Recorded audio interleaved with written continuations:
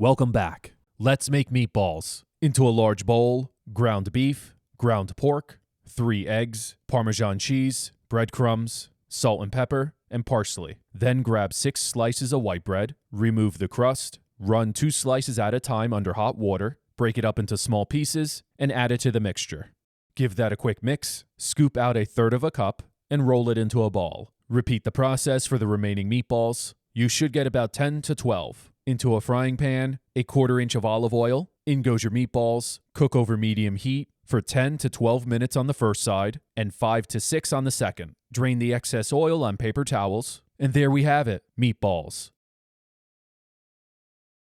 That's it for today, guys. Drop a like and a comment below, subscribe if you're new. I'll see you next time.